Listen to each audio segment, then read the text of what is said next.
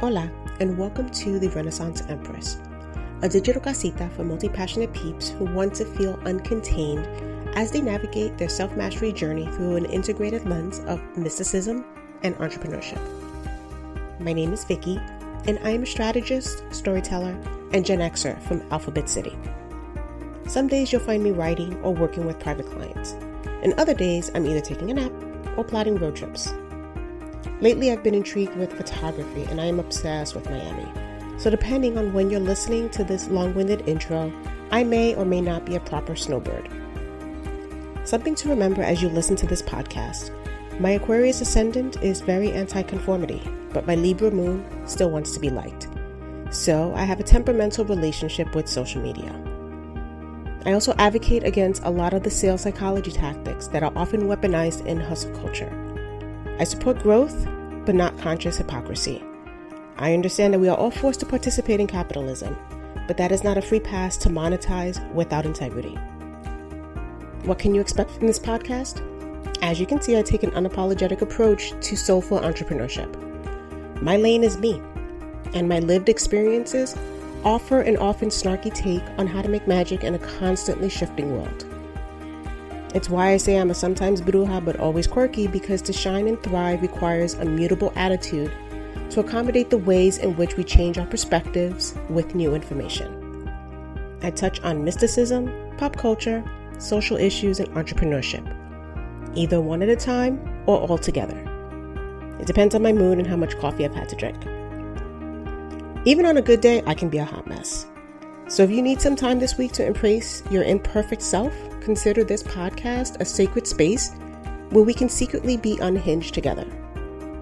Don't forget to peep VickyAyala.com, where you can learn more about working with me, hop on the Inbox Conversations weekly newsletter, or shop my little quirky bodega for the books and decks I create to help you make magic. I look forward to seeing you on the other side of this podcast.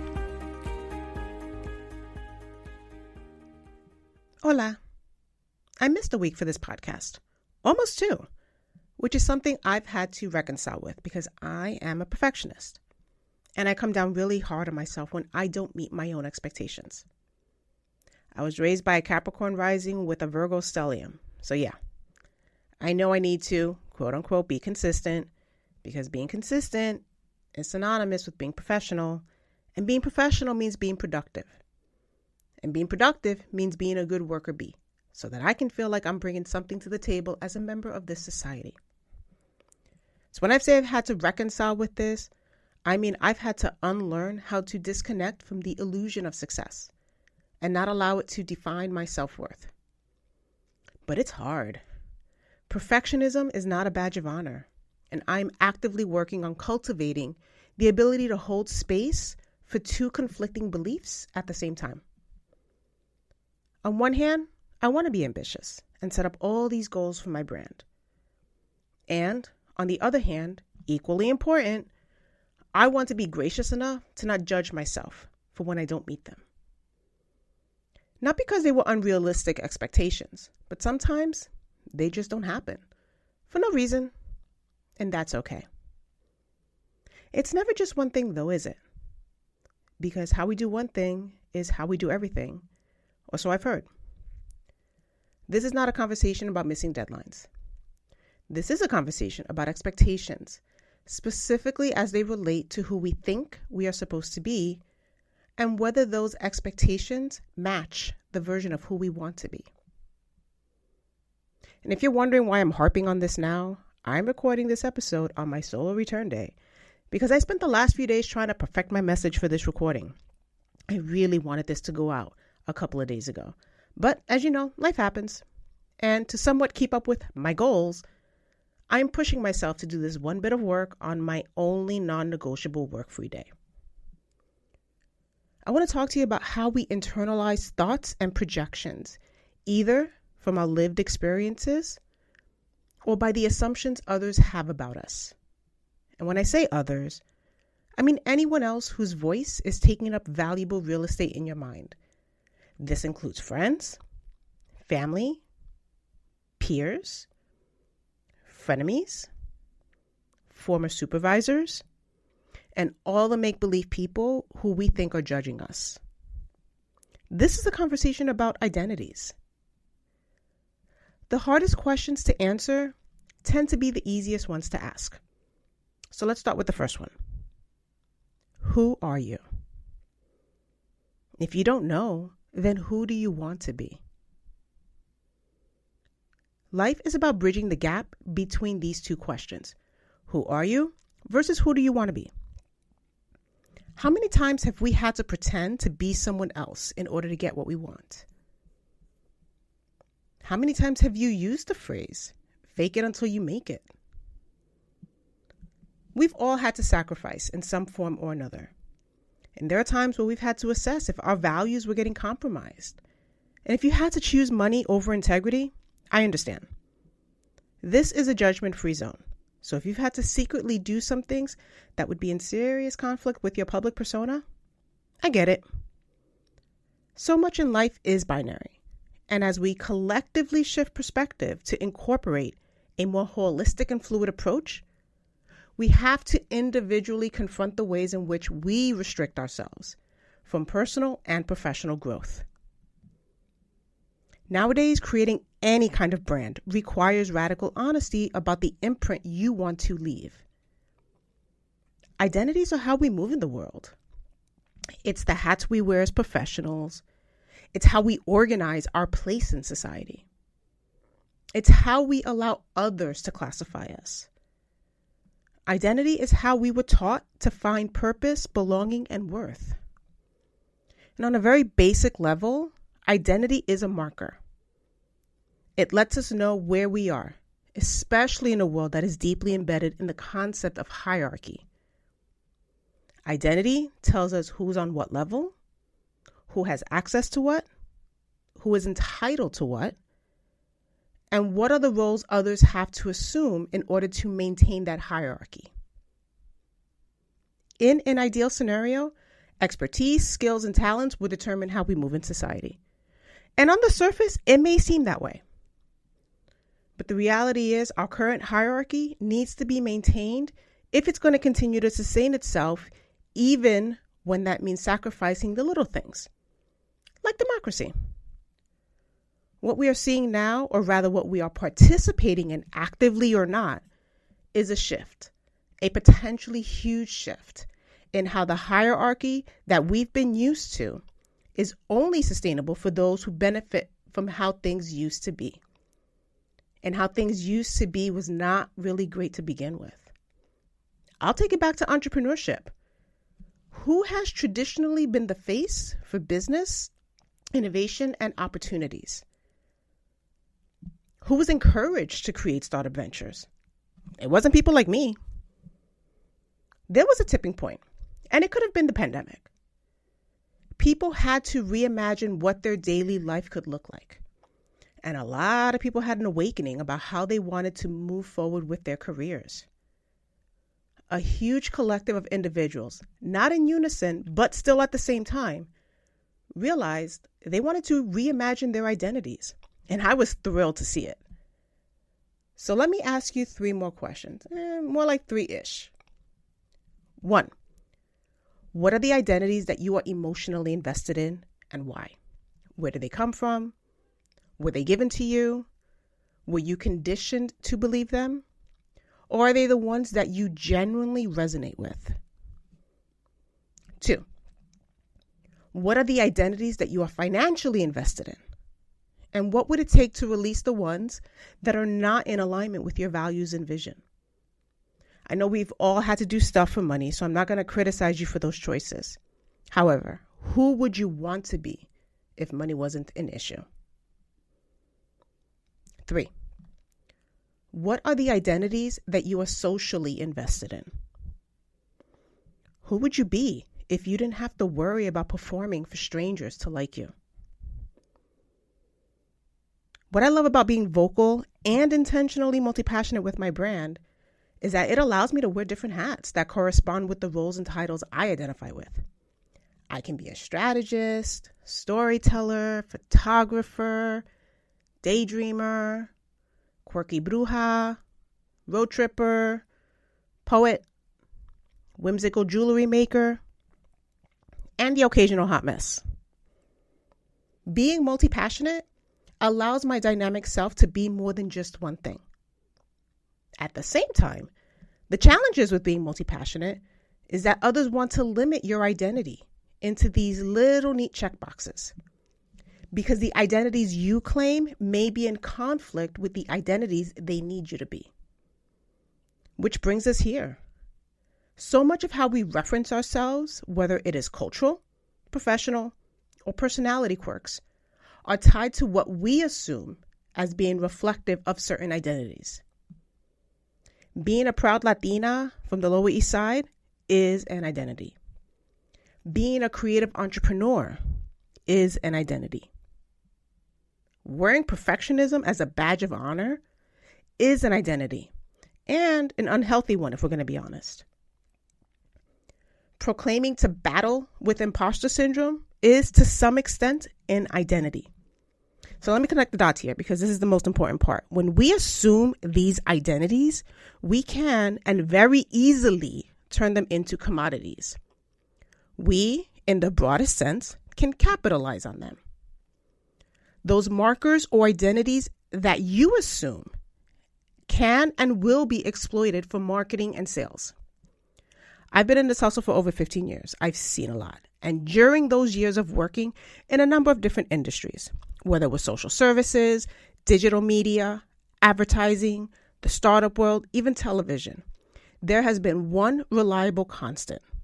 Human behavior is very predictable. For all of our complexities, we are pretty simple. People, for the most part, do not like change. We like structure. We crave order. We like what we've been conditioned to believe because it's comfortable and it's what we know. When we know what to expect, we can trust the outcome, even when it's detrimental and harmful. So when someone deviates from the plan, we either disregard them as incompetent, not capable, or fringe, or they are reminded of where they're supposed to be in the hierarchy. It's not a coincidence that certain types get free passes while others, equally or more talented, have to claw their way to crumbs. Because the way this dynamic has always played out, if you are not who I need you to be, then how can I be who I want to be? And this is a very much all or nothing perspective, which tracks for a lot of hustle culture. The rise and grind attitude offers little to no value as it relates to your brand mastery journey. And I've noticed this a lot with those women empowerment circles, where the leaders often talk about equity and parity, but only as it relates to keeping the leader propped up on a pedestal. It's not a coincidence that audience cultivation is rebranded as community building. Humans are pack animals. Yes, we need community, and we thrive in a collective. But those kind of communities are meant to be inclusive of everyone. The communities that are being strategically positioned for entrepreneurs, it's a marketing tactic, plain and simple. And yes, context matters, because one cannot be a thought leader if they don't have a squad of followers following whatever the leader tells them to do. But we can talk about branding of cults at another time. You don't have to look too far, though. Even in politics, we see this dynamic playing out. We create both the savior and the boogeyman because it's easier to put the burden of change on one person. If we can place that responsibility on someone outside of ourselves, then we don't have to confront the ways in which we are complicit in upholding a status quo that we hustle to break free from. The entrepreneurial journey brings up so much about who we've had to be to survive that our public persona is often inconsistent with how we want to thrive. And as you cultivate a brand that is aligned with your authentic self, I ask again, who do you want to be? Whenever I ask this to clients, we usually have to dig. Some people never had the luxury of deciding who they wanted to be. If you've never been asked, if you've never been showed examples, if you've never even experienced or seen someone take an unapologetic approach to self-discovery, how can you believe that your impossible vision is indeed possible?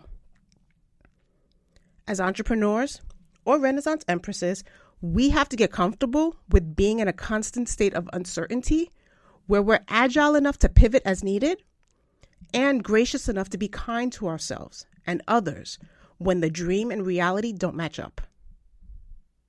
When you're building a brand that is rooted in who you are and your personal imprint, then you have to be aware of how your identities are supporting your growth or sabotaging your potential. Which brings us back to the identities that you are invested in. How are they empowering your authority? Conversely, how are they restricting your opportunities? Look, there are people who don't need this conversation. They've got their identities, 6-figure online brands, using all of those lovely lead magnets and marketing tactics that leverage scarcity and FOMO to build their businesses. The irony is when those individuals pride themselves on feminine energy while deploying masculine energy tactics. But that's neither here nor there. I'm still trying to figure out who exactly assigned gender to energy, but that's a conversation for another time. Creating a sense of urgency and other tactics to emotionally manipulate your audience is definitely one way to roll. And hey, look, if that's your jam, by all means, go with it. I'm all about flowing with what resonates to you. What you need to acknowledge about identities is that you have a choice. I choose to be snarky and kind of quirky with my voice, knowing that it will attract some and turn off others. It's part of my identity. If your brand is millennial pink and boss this, boss that, that's your voice, that's your style. Be honest about who you are so you're positioning your brand accordingly, and so that those who want to align with you can. This is the heart-to-heart you need to have with yourself. Are you cultivating an identity that resonates with who you want to be? Or are you creating an identity that accommodates how others want you to be? If you're blunt and speak in Spanglish, then that's part of your brand. That's who you are. This episode is more of a rant in the hopes that whoever needs to unravel from the identities that are not authentic to their values and integrity can do so knowing that they are not alone. This conversation is for those who struggle to be seen because they feel like they don't have the right to be who they want to be. This conversation is here to support those who want to create synergy between the vision that they have of themselves in their head with the outward expression of how they are actually showing up to others. The identities we choose don't have to be the identities that we were indoctrinated to believe. There's more than one way to make magic with your expertise. And the thing about identities is that when you are not confident in asserting yours, others will assign the identities they want you to have, and you need to ask yourself, how does that serve you? I'm big on clarity. It's the first step in creating a multi-passionate blueprint. It's the starting point for any kind of strategy. Being clear isn't just about what you want to do. It's who you want to be and how you want to feel so that you can honor yourself and advocate for your own growth. Because who you want to be is up to you. And when you can stand courageously in the identities you want to assume, then you can co-create the brand, business, and life that you desire. I know not everyone is meant to be an entrepreneur or a leader, but the world is changing. And you can either be proactive in how you adapt to the unstable employment landscape, or you can lead yourself into a new way of being. You don't need to wear a hoodie and raise a bunch of money to be entrepreneurial. And you can claim that identity if it resonates for you. But be honest about why something doesn't resonate. Does something not resonate because you didn't think you could? Or does it just not vibe with you? Street pharmacists are entrepreneurial. The local piragua guy is entrepreneurial. Your grandmother who makes pasteles, the tias who swear by the coquito during Christmas are entrepreneurial. If you sold friendship bracelets in high school, you were entrepreneurial. Entrepreneurship, by definition, is simply the act of setting up a business or businesses, taking on financial risks in the hope of profit. Nothing more, nothing less. But it's been rebranded to either feel inaccessible to people who don't see themselves as someone who can bring their vision to life, or it is reframed to match an identity for people who do not act in good faith, so that they can exploit their own agenda, whatever that may be. I get jazzed up helping people realize that they can be who they want to be. I get inspired to support them with positioning the identities that help them align passion, purpose, and profitability. Because who you are is your competitive edge. And you don't have to choose or compromise your vision and integrity to succeed. There are a lot of people making it happen on their own terms with their audacious and imperfect selves. If they can carve out a lane that is unique to them, so can you. But if you want to do this, then you will have to get comfortable with being the one who sets the mold for yourself, because it won't be easy. There won't be any templates for you to follow. Authenticity doesn't work that way. I hope this conversation helps. If you'd like to continue this dialogue, connect with me at vickyayala.com. If you know someone who could benefit from this conversation or rant, don't be shy. Share it with them, and let's create space for everyone to feel included in their hot mess season. Until next time.